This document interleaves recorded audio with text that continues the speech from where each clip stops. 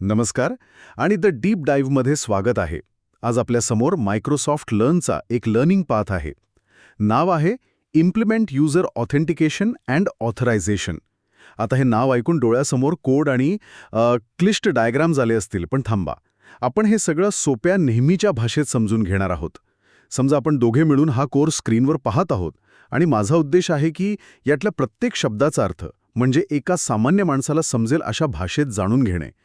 तर इथे पहिलाच शब्द आहे ऑथेंटिकेशन अँड ऑथरायझेशन. यात फरक काय आहे? खूप छान प्रश्न. अगदी इथूनच सुरुवात करूया. विचार करा की आपण एका मोठ्या खासगी क्लबच्या बाहेर उभे आहोत. ऑथेंटिकेशन म्हणजे दारावरचा बाउन्सर तुमचं ओळखपत्र तपासतो. अच्छा. तो पक्का करतो की तुम्ही तेच व्यक्ती आहात ज्याचं नाव लिस्टमध्ये आहे. सोप्या भाषेत तुम्ही कोण आहात.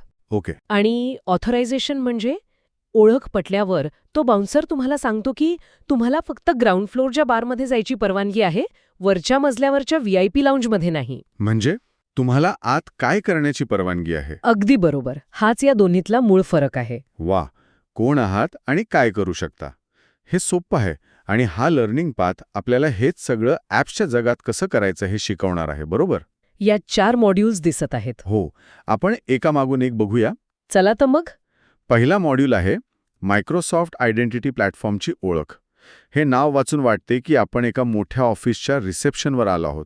नक्की काय आहे हे आयडेंटिटी प्लॅटफॉर्म? तुम्ही अगदी योग्य ठिकाणी पोचला आहात. हा खरोखरच त्या डिजिटल विश्वाचा हेड ऑफ सिक्युरिटी आहे, किंवा असं समजा की मुख्य कार्यालय आहे. ही मायक्रोसॉफ्टची एक केंद्रीय सेवा आहे जी ठरवते की कोण कोणत्या ॲपमध्ये कोणत्या परिस्थितीत लॉग इन करू शकतं. म्हणजे एकाच ठिकाणाहून सगळं मॅनेज होतं. हो. याला तुम्ही तुमच्या कंपनीच्या सगळ्या ॲप्ससाठी ओळखपत्र बनवणारं एकच HR डिपार्टमेंट समजू शकता. विचार करा, तुमच्या ऑफिसमध्ये एकच स्मार्ट कार्ड आहे. तेच कार्ड तुम्हाला बिल्डिंगमध्ये प्रवेश देतं. तेच कार्ड कॅन्टीनमध्ये पेमेंटसाठी चालतं आणि तेच कार्ड प्रिंटर वापरण्यासाठी लागतं. म्हणजे प्रत्येक गोष्टीसाठी वेगळं कार्ड लागत नाही. बरोबर. मायक्रोसॉफ्ट आयडेंटिटी प्लॅटफॉर्म हेच काम डिजिटल जगात करतो. तुमचा एकच मायक्रोसॉफ्ट ID म्हणजे ईमेल आणि पासवर्ड तुम्हाला टीम्स, आउटलुक, अझ्योर अशा शेकडो ॲप्समध्ये प्रवेश देतो. तो एक हुशार चावीवाला आहे जो एकाच चावीने कोणती कुलूपं उघडायची हे अचूकपणे व्यवस्थापित करतो. म्हणजे हे फक्त युजरनेम पासवर्ड तपासण्यापुरतं नाहीये. यात अजून काहीतरी हुशारी आहे. इथे सर्व्हिस प्रिन्सिपल्स आणि ॲप्लिकेशन ऑब्जेक्ट्स असे काही शब्द दिसतात. हे काय प्रकरण आहे? हे शब्द थोडे विचित्र वाटतात, पण संकल्पना खूप सोपी आहे. समजा एखादं ॲप म्हणजे तुमच्या ऑफिसमधला एक नवीन रोबोट कर्मचारी आहे. ओके. रोबोट म्हणजे त्या रोबोटचं मूळ डिझाईन म्हणजे एक ब्लूप्रिंट. ब्लूप्रिंट. हो. या ब्लूप्रिंटमध्ये लिहिलंय की हा रोबोट फायली उचलू शकतो, कॉफीही बनवू शकतो आणि गाणीही म्हणू शकतो. ही झाली त्याची एकूण क्षमता. अच्छा. पण जेव्हा तुम्ही त्या रोबोटला कामावर ठेवता तेव्हा तुम्ही त्याला फक्त फायली उचलण्याचं काम देता. तर तुमच्या ऑफिसमध्ये काम करणारा विशिष्ट परवानगी असलेला तो खरा रोबोट म्हणजे सर्व्हिस प्रिन्सिपल. समजलं. म्हणजे ब्लूप्रिंटमध्ये काहीही असलं तरी त्याला प्रत्यक्षात काय करण्याची परवानगी आहे हे सर्व्हिस प्रिन्सिपल ठरवतं. अगदी बरोबर. एक आहे मूळ डिझाईन आणि दुसरं आहे त्याचं प्रत्यक्ष मर्यादित वापरासाठीचं रूप. पण इथे कंडिशनल ॲक्सेस नावाचा पण एक मुद्दा आहे. म्हणजे हा स्मार्ट बाउन्सर कधी चुकू शकतो का? समजा मी कामासाठी परदेशात गेलो आहे आणि तिथून रात्री लॉग इन करायचा प्रयत्न केला, तर तो मला चोर समजून ब्लॉक करेल का? हा एक महत्वाचा मुद्दा आहे. कंडिशनल ॲक्सेस हा खरोखरच एक स्मार्ट बाउन्सर आहे.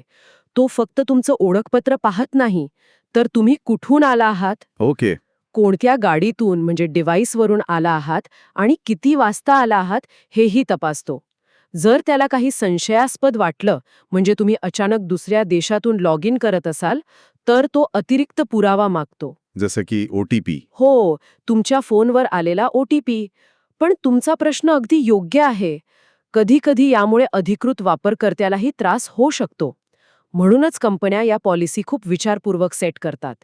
यात सुरक्षा आणि सोय यांचं एक संतुलन साधावं लागतं. ठीक आहे. म्हणजे आपल्याकडे एक अत्यंत हुशार आणि थोडंफार संशयी असं ओळखपत्र देणारं ऑफिस आहे. पण माझ्यासारख्या डेव्हलपरला जर ॲप बनवायचं असेल तर मी त्या ऑफिसशी संपर्क कसा साधणार? माझं ॲप हे ओळखपत्र कसं तपासणार? म्हणजे मला स्वतःलाच सगळी किचकट सुरक्षा प्रणाली तयार करावी लागेल का? मला वाटतं इथेच पुढचा मॉड्यूल मदतीला येत असावा. अगदी. Microsoft authentication library MSAL. तुम्ही बरोबर धागा पकडला आहे. MSAL म्हणजे MSAIL हे डेव्हलपर्ससाठी तयार साधनांचे एक किट आहे. कल्पना करा की तुम्ही घर बांधत आहात आणि तुम्हाला एक अत्याधुनिक सुरक्षित कुलूप हवं आहे. तुम्ही स्वतः लोहारकाम शिकून कुलूप बनवण्याचा प्रयत्न करणार नाही की नाही? कारण त्यात चुका होऊ शकतात बरोबर. आणि ते असुरक्षित असू शकतं. त्याऐवजी तुम्ही बाजारातून एका विश्वासार्ह कंपनीचं, ज्याची सगळीकडे प्रशंसा होते, असं कुलूप विकत घ्याल. MSAL हे ॲप्सच्या जगातील तेच विश्वासार्ह कुलूप आहे जे मायक्रोसॉफ्टने बनवून तयार ठेवले आहे. म्हणजे डेव्हलपरला सुरक्षेची डोकेदुखी स्वतःच्या डोक्यावर घ्यावी लागत नाही. पण याचा खरा फायदा काय? फक्त वेळ वाचतो की अजून काही? नाही. यात वेळेच्या बस्तीपेक्षाही एक मोठा आणि महत्वाचा विचार आहे. ही केवळ सोय नाही, तर सुरक्षेच्या जबाबदारीचं केंद्रीकरण आहे. विचार करा, पूर्वी प्रत्येक ॲप डेव्हलपर स्वतःच्या ॲपसाठी कुलूप बनवणारा एक छोटा लोहार होता. यात हजारो डेव्हलपर्स त्याच चुका पुन्हा करायचे. अच्छा. MSALमुळे आता मायक्रोसॉफ्टसारखी एक तज्ज्ञ कंपनीच सगळ्यांसाठी जागतिक दर्जाची, सातत्याने तपासलेली आणि अपडेटेड कुलूपं बनवते. यामुळे एक ॲप नाही तर संपूर्ण डिजिटल जग जास्त सुरक्षित होतं. हो, आणि या मॉड्यूलमध्ये ॲप रजिस्टर करणे ही एक प्रक्रिया आहे. जसं तुम्ही तुमच्या नवीन कर्मचाऱ्याची म्हणजे ॲपची HRकडे म्हणजे आयडेंटिटी प्लॅटफॉर्मकडे नोंदणी करता, तशीच ही नोंदणी आहे. आणि या सगळ्याचा शेवट टोकन मिळवण्यात होतो असं दिसतंय. हे टोकन म्हणजे काय? एखादं बक्षीस वगैरे आहे का? बक्षीस नाही, पण परवानगीचा शिक्का नक्कीच आहे. एकदा का तुमची ओळख पटली की आयडेंटिटी प्लॅटफॉर्म तुमच्या ॲपला एक डिजिटल टोकन देतो. ओके. हे एका मोठ्या संगीत कार्यक्रमातल्या हातावरच्या रिस्टबँडसारखं आहे. अच्छा, रिस्टबँड सारखं. हो. एकदा का तो रिस्टबँड तुमच्या हातावर लागला की तुम्हाला आत कुठेही फिरताना प्रत्येक वेळी ID कार्ड दाखवायची गरज नसते. तो रिस्टबँडच तुमचा पुरावा असतो की तुम्हाला तिथे असण्याची परवानगी आहे. बरोबर. आणि विशिष्ट ठिकाणी जसे की बॅकस्टेज जाण्याची परवानगी आहे. हे टोकनही तेच काम करतं. हे खूपच इंटरेस्टिंग आहे. म्हणजे पहिले 2 मॉड्यूल तर मुख्य दरवाजा, त्याचं कुलूप आणि आत येण्याच्या प्रक्रियेबद्दल होते.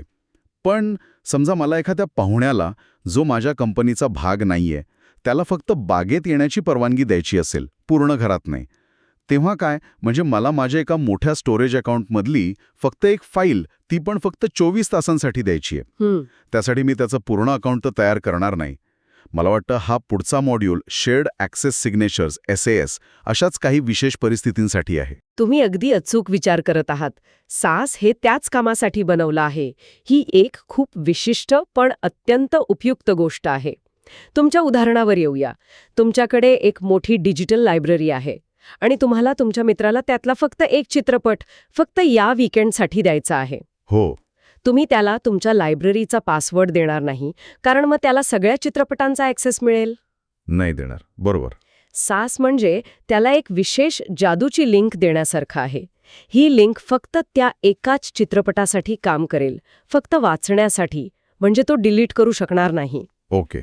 आणि रविवारी रात्री आपोआप एक्सपायर होईल. वा, म्हणजे माझा पूर्ण ॲक्सेस न देताही काम होतं. पण अशा तात्पुरत्या लिंक्स व्यवस्थापित करणं अवघड नाही का? समजा मी अशा 100 लिंक्स तयार केल्या, तर कोणती लिंक कधी एक्सपायर होणार आहे याचा हिशोब कसा ठेवायचा? हे तर गोंधळाचं काम वाटतंय. त्यांसाठी आधीच नियम बनवून ठेवण्यासारखं आहे. नियम बनवून ठेवण्यासारखं. हो. उदाहरणार्थ तुम्ही एक पॉलिसी बनवून ठेवू शकता की जेव्हाही मी गेस्ट पास प्रकारची लिंक तयार करेन, तेव्हा ती नेहमीच फक्त वाचण्यासाठी असेल आणि फक्त 24 तासांसाठीच वैध असेल. अच्छा. मग प्रत्येक वेळी लिंक तयार करताना तुम्हाला हे सगळे नियम पुन्हा सेट करावे लागत नाहीत. तुम्ही फक्त गेस्ट पास पॉलिसी निवडता आणि तुमचं काम सोपं होतं. अरे वा, यामुळे व्यवस्थापन खूप सुलभ होतं. नक्कीच. हे तर खूपच विचारपूर्वक बनवलेलं आहे. आत्तापर्यंत आपण ओळखपत्र, कार्यालय, कुलूप आणि तात्पुरते गेस्ट पास याबद्दल बोललो. पण या सगळ्या वेगवेगळ्या गोष्टींमध्ये माहितीची देवाणघेवाण कशी होते? म्हणजे ॲप्सना हे कसं कळतं की कोणत्या वापरकर्त्याला कोणत्या टीम्स चॅनलचा ॲक्सेस आहे किंवा त्याच्या कॅलेंडरमध्ये पुढच्या आठवड्यात काय आहे? सगळी माहिती विखुरलेली आहे. इथेच शेवटचा मॉड्यूल येतो, मायक्रोसॉफ्ट ग्राफची ओळख. हे नाव ऐकून मला वाटलं की आपण कोणत्या तरी डेटा व्हिज्युअलायझेशन किंवा चार्टबद्दल बोलणार आहोत. नाही. इथे बार ग्राफ किंवा पाय चार्ट नाहीत. इथे ग्राफ या शब्दाचा अर्थ आहे एकमेकांशी जोडलेल्या गोष्टींचं एक मोठं जाळं. मायक्रोसॉफ्ट ग्राफ हे मायक्रोसॉफ्ट 365च्या संपूर्ण विश्वासाठी एक प्रवेशद्वार किंवा असं समजा की एक युनिव्हर्सल रिसेप्शनिस्ट आहे. युनिव्हर्सल रिसेप्शनिस्ट, हे इंटरेस्टिंग आहे. म्हणजे नेमकं काय? विचार करा, तुम्ही एका मोठ्या हॉटेलमध्ये आहात. हां. तुम्हाला रूम सर्व्हिस हवी आहे, लॉन्ड्रीबद्दल विचारायचंय आणि टॅक्सी बुक करायची आहे. हो. तुम्ही या प्रत्येक कामासाठी वेगवेगळ्या लोकांकडे जाण्याऐवजी फक्त 0 दाबून रिसेप्शनला फोन लावता. बरोबर. एकच रिसेप्शनिस्ट तुमची सगळी कामं करून देतो. मायक्रोसॉफ्ट ग्राफ हाच तो रिसेप्शनिस्ट आहे.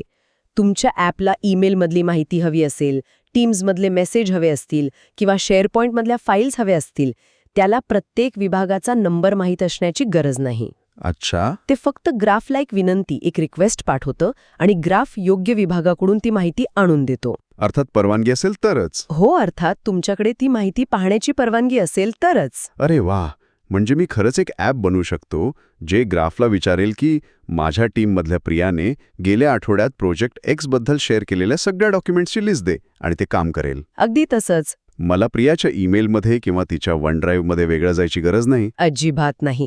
हीच ग्राफची ताकद आहे. तो सर्व विखुरलेल्या माहितीला एकाच ठिकाणी जोडतो. यामुळे डेव्हलपर्स असे ॲप्स बनवू शकतात जी खरंच खूप स्मार्ट आणि एकमेकांशी जोडलेले असतात. या मॉड्यूलमध्ये एक छोटासा व्यायाम पण आहे, ज्यात वापरकर्त्याच्या प्रोफाईलची माहिती, जसं की त्याचं पद कसं मिळवायचं हे दाखवलं आहे. हे अगदी त्या रिसेप्शनिस्टला एखाद्या पाहुण्याचा रूम नंबर विचारण्यासारखं एक सोपं पहिलं पाऊल आहे. तर जर मी या सगळ्याचा सारांश मांडायचा प्रयत्न केला तर आपण एका मोठ्या क्लबच्या संकल्पनेपासून सुरुवात केली. आयडेंटिटी प्लॅटफॉर्म हे त्या क्लबचा हेड ऑफिस आहे, जे सदस्यांची नोंदणी करतं आणि नियम बनवतं. बरोबर. MSL हे दारावरच्या बाउन्सरच्या हातातलं स्टँडर्ड ID स्कॅनर आहे. हो. SAS म्हणजे एखाद्या खास पाहुण्याला फक्त एका रात्रीसाठी दिलेला एक तात्पुरता VIP रिस्पँड आहे. परफेक्ट. आणि मायक्रोसॉफ्ट ग्राफ हा तो क्लबचा मॅनेजर आहे, ज्याला माहीत आहे की क्लबमध्ये कोण कुठे आहे, काय करत आहे, आणि त्याला सगळी माहिती एकाच ठिकाणी मिळते. अप्रतिम. यापेक्षा चांगला सारांश असूच शकत नाही. आणि या सगळ्याचा अंतिम उद्देश केवळ गोष्टींना कुलूप लावणं नाही, तर एक असं सुरक्षित आणि कनेक्टेड वातावरण तयार करणं आहे. तिथे योग्य लोकांना योग्य साधनांच्या मदतीने योग्य माहिती योग्य वेळी सहज उपलब्ध होईल. यामुळेच आज आपण एकाच लॉगिनने अनेक सेवा सुरक्षितपणे वापरू शकतो आणि आपलं काम अधिक प्रभावीपणे करू शकतो. बरोबर. हे आधुनिक झिरो ट्रस्ट सुरक्षेचा पाया आहे, जिथे तुम्ही कोण आहात हे तुम्ही कुठे आहात यापेक्षा जास्त महत्वाचं आहे. बरोबर. आणि या चर्चेच्या शेवटी श्रोत्यांसाठी एक विचार सोडून जातो. आपण आज बोललो की ॲप्स आपला डेटा वापरण्यासाठी आपली परवानगी कशी मिळवतात. पण विचार करण्यासारखी गोष्ट ही आहे की आपण एकदा अलाव किंवा ॲक्सेप्ट क्लिक केल्यानंतर दिलेल्या परवानगी आपण किती वेळा परत जाऊन तपासतो. आपल्या फोन किंवा कॉम्प्युटरवरील त्या सर्व ॲप्सचा विचार करा. तुमच्या डिजिटल आयुष्याच्या चाव्या नक्की कोणाकोणाकडे आहेत आणि तुम्ही शेवटच्या वेळी कुलूप बदलण्याचा किंवा अनावश्यक चाव्या परत घेण्याचा विचार कधी केला होता?